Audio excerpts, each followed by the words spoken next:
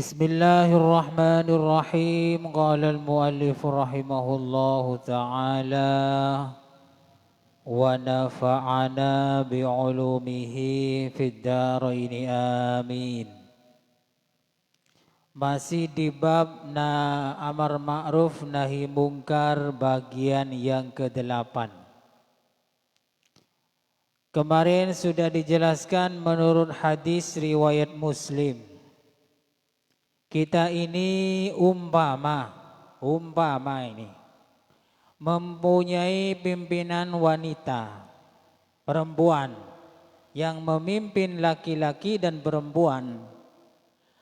Maka kita kalau ingin selamat dari dosa, kita ini harus ingkar dalam hati.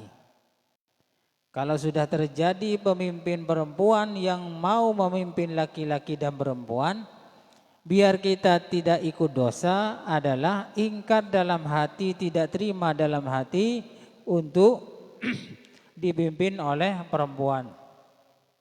Tapi cukup ingkar loh ya, bukan kemudian marah-marah, ngamuk-ngamuk, kemudian demo, tidak usah, cukup ingkar saja.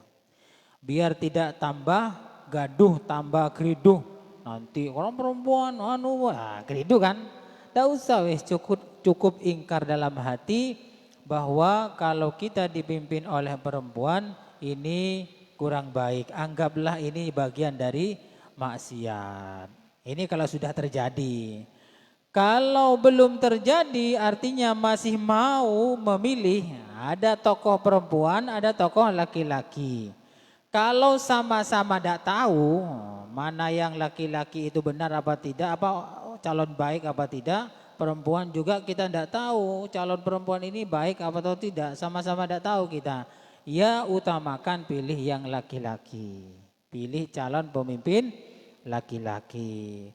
Nah kalau sekarang yang laki-laki itu tidak baik, sudah terkenal itu umpama sering korupsi, tidak pro rakyat umpamanya. Sedangkan yang perempuan sudah jelas ini calon pemimpin baik, pro rakyat, apalagi rakyat kecil, orangnya adil, perempuan. Bagaimana? Pilih laki-laki apa perempuan? Maka pilih perempuan yang lebih baik daripada calon pimpinan laki-laki yang sudah jelas dia bukan orang baik. Jadi akhafud darora ini. Jadi ada dua bahaya yang berdampingan. Ada dua bahaya yang menjadi pilihan kita. Satu bahaya pimpinan laki-laki yang tidak baik, sering korupsi. Yang perempuan bahayanya sering kena maksiat, lihat perempuan maksiat.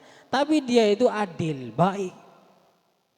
Maka pilih pimpinan calon pemimpin perempuan saja. Kalaupun ini salah, ya minta maaf kepada Allah. Tapi yang jelas menghindar dua bahaya yang lebih berbahaya itu lebih baik daripada memilih bahaya yang kecil. Jadi menghindar bahaya besarnya apa?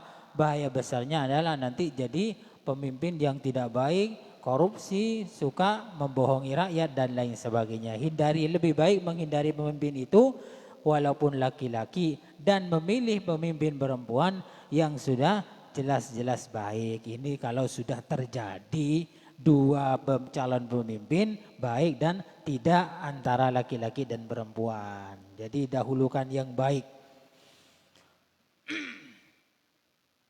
Kemudian as-sadis, hadis yang ke-6 an Ummil Mukminin Ummil Hakam Zainab binti Jahshin radhiyallahu anha anna Nabiy sallallahu alaihi wasallam qala anna Nabiy sallallahu alaihi wasallam dakhala 'alaiha fazi'an yaqulu la ilaha illallah wailun lil arabi min syarrin qad iqtarab.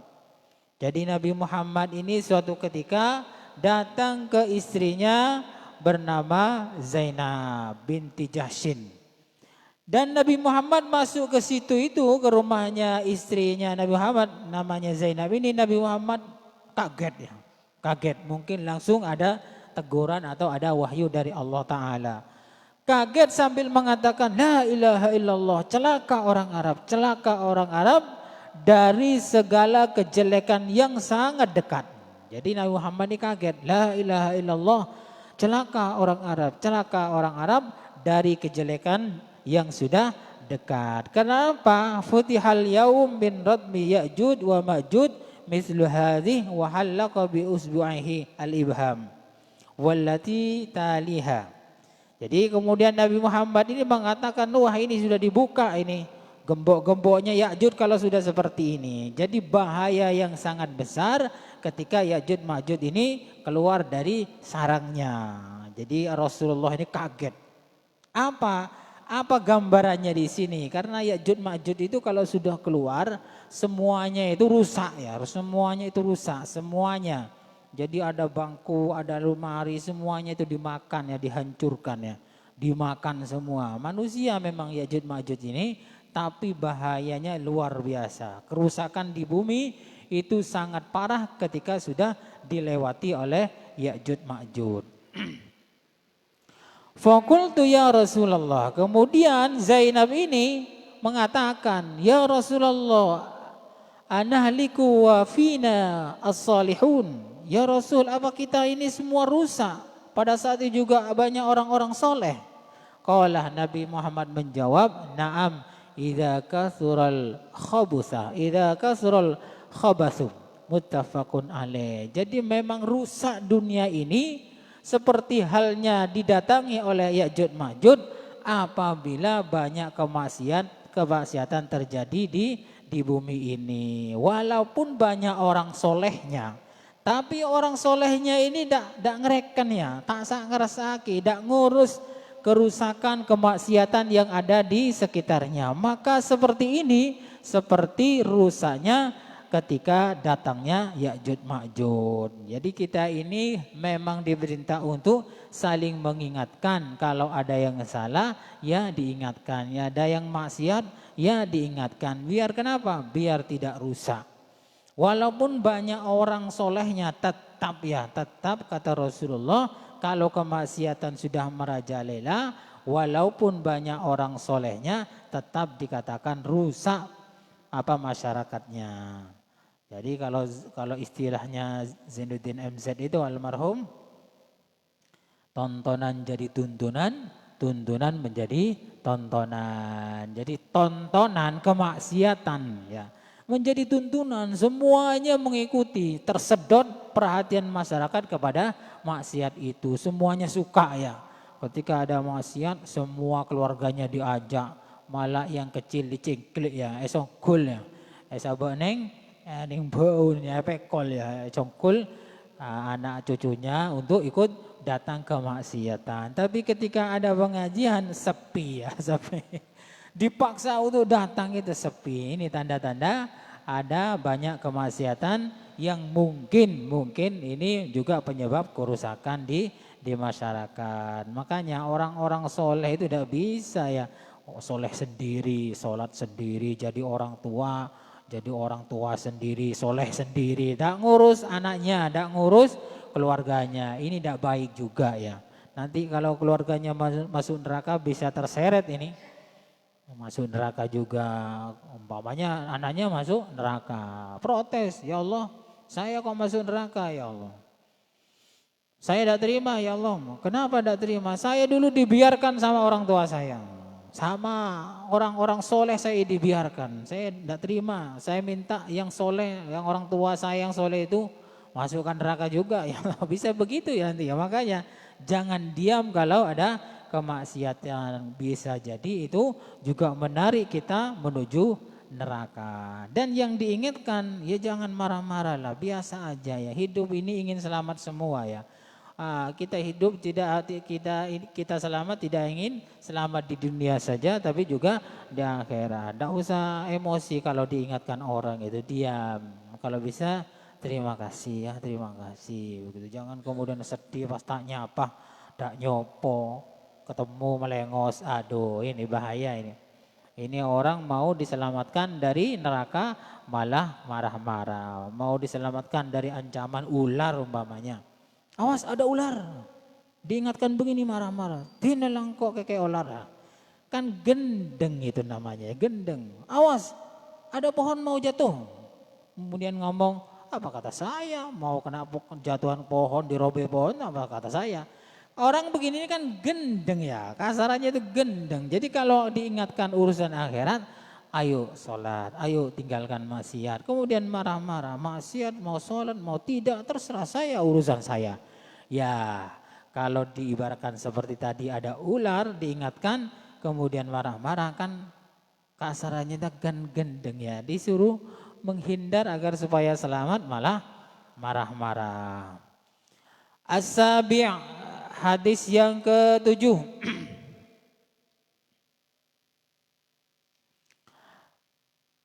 An Nabi Sa'id Al-Khudri radhiyallahu anhu anin Nabi sallallahu alaihi wasallam qala iyyakum wal julus fit turuqati. Kata Nabi, jauhilah, hindarilah duduk-duduk di pinggir jalan. Ini banyak ini ya, digerdu-gerdu ya, jagongan tuh hati-hati ya. Ada peringatan dari Rasulullah sallallahu alaihi wasallam, jangan duduk-duduk atau hindari duduk di pinggir jalan. Faqalu ya Rasulullah, malana min majalisina buddun natahaddatsu fiha ya Rasul. Apakah tidak boleh ya Rasul kita umpamanya ngobrol-ngobrol, duduk-duduk di pinggir jalan. Faqala Rasulullah sallallahu alaihi wasallam, Rasul bersabda, fa idza abaitum illal majlisah fa'tul tariqa haqqahu. Kalau memang begitu, tidak bisa dihindari untuk duduk di pinggir jalan, maka ada tekniknya, ada caranya, yaitu lakukanlah hak-haknya jalan. Jadi kalau memang terpaksa ya kayak di amalan itu kan di pinggir jalan semua ya. Tidak ada amalan di dalam rumah kan, tidak ada orang-orang cari amal di pinggir jalan itu. Nah bagaimana kalau seperti itu? Ya kita ini harus di pinggir jalan cari dana. Qalu wa ma haqqut tariq. Apa ya Rasulullah kata sahabat? Hak-haknya jalan itu apa? Qala ghaddul basar, merundukkan pandangan. Jadi yang benar itu kalau ada di pinggir jalan merundukkan pandangan, nunduk melolo, itu yang benar ya. Tapi kalau sekarang begitu itu malah kocak enak. Wow, celing ramatana ya kan begitu ya. Nah, yang benar ghaddul basar. Jadi merundukkan pandangan, artinya cak maduran kasa cek ngarbelengaran membeda orang perempuan yang bukan mahram tidak usah dilihat begitu. Tapi mana ada ya, mana ada, tidak ada kayaknya ini pasti lihat ya. Nah, apalagi cantik buka aurat, waduh, terus itu dilihat sampai habis itu, sampai lampetnya habis juga dilihat ya. Yang perempuan juga gitu ya, ghadul basar, harus merundukkan pandangan. Makanya di sini dalam hal ini ya, dalam hal ini saya kadang kurang setuju dengan orang-orang bercadar itu ya. Karena apa? Karena dia itu tidak adil ya. Kalau mau adil saya setuju. Kadang tidak adil. Bercadar ya, orang tidak boleh lihat wajahnya ya. Tapi matanya sendiri kemana-mana. Yang perempuan itu, yang bercadar itu matanya kemana-mana. Cak kasarnya itu ngarbelengaran ya. Ini yang saya tidak setuju. Kalau sudah wajahnya dikasih cadar, mohon tidak usah melihat kemana-mana matanya ya. Merundukkan ke bawah, tidak usah kemana-mana. Ini saya tidak setujunya ngarbelengarnya itu, bukan cadarnya ya, ngarbelengarannya itu ya. Artinya enggak merundukkan pandangan, cadar, pakai cadar. Orang lain tidak boleh lihat wajahnya. Nah, dirinya sendiri lihat wajahnya orang laki-laki lain, seenaknya lihat. Nah, ini yang saya kurang setuju. Kalau sudah pakai cadar, usahakan ya merunduk. Ya, orang lain juga sudah tidak boleh lihat, dilarang lah istilahnya. Ya dirinya sendiri juga harus melarang memandang orang lain gitu. Kalau mau cadaran monggo, cuma yang adil begitu aja. Kalau pendapat saya begitu. Kalau mau cadaran silakan, cuman yang adil. Jangan bercadar kemudian tidak adil. Apalagi setelah cadaran posting di medsos, makan posting cadaran, kemudian posting cadaran di pinggir laut, kadang di kolam renang. Nah, ini saya tidak setuju sudah begini ini. Kalau memang sudah bersih, mau membersihkan diri ya, nggak usah ke tempat-tempat ramai, apalagi kolam renang. tempatnya orang buka aurat begitu. Ini pendapat saya ya. Kalau yang lain masih ngotot ya terserah. Tapi ini kalau menurut saya kalau pakai cadar ya tetap sama harus adil ya. Ghaddul basar juga walaupun perempuan. Kemudian wakaful aza, mencegah menyakiti orang lain. Nah, kayak di amalan ini juga hati-hati ya. Hati-hati jangan kemudian orang gak menaruh amal kemudian dikata-katain atau nyindir-nyindir. Ini tidak baik atau nyari amal dipaksa. Orang jalan itu dipaksa pakai kayak mau menghadang begitu. Ini juga tidak baik ini. Jadi cari amal itu yang wajar saja, ya wajar saja tidak sampai mengganggu pejalan yang lewat di situ. Kemudian waraddus salam, mengucapkan salam. Jadi kalau ada di pinggir jalan itu sering-sering nguluk salam yang benar begitu. Assalamualaikum. Tapi mana ada ya, jarang begini ini. Wah, yang ada ya cuman nah gitu. Nah. Yang benar ya raddus salam, menjawab salam ketika ada orang uluk salam. Assalamualaikum, waalaikumsalam.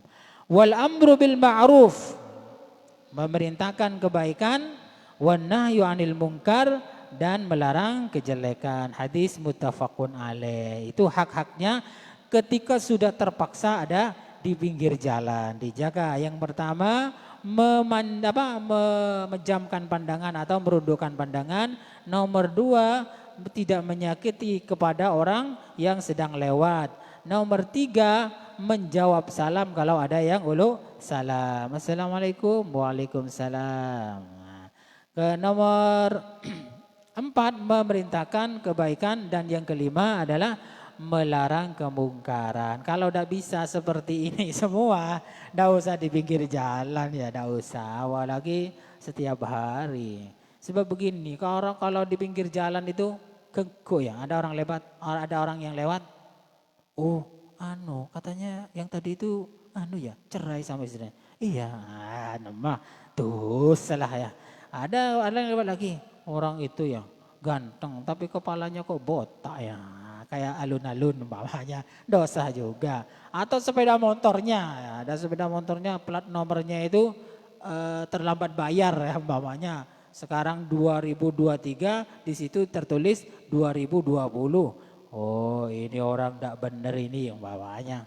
Ini plat nomornya tidak bayar pajak ini umpamanya, dosa juga. Jadi begitu. Makanya hati-hati di pinggir jalan, yang hobi ada di pinggir jalan jangan jangan kerasan pernah pinggir jalan ya. Ini bahaya bagi bagi pahala kita sendiri bisa hilang dan justru banyak mendapatkan dosa di pinggir jalan. Cukup sekian dulu. Kurang lebihnya saya mohon maaf. Mudah-mudahan bermanfaat. Wallahu a'lam bishawab. Al-Fatihah.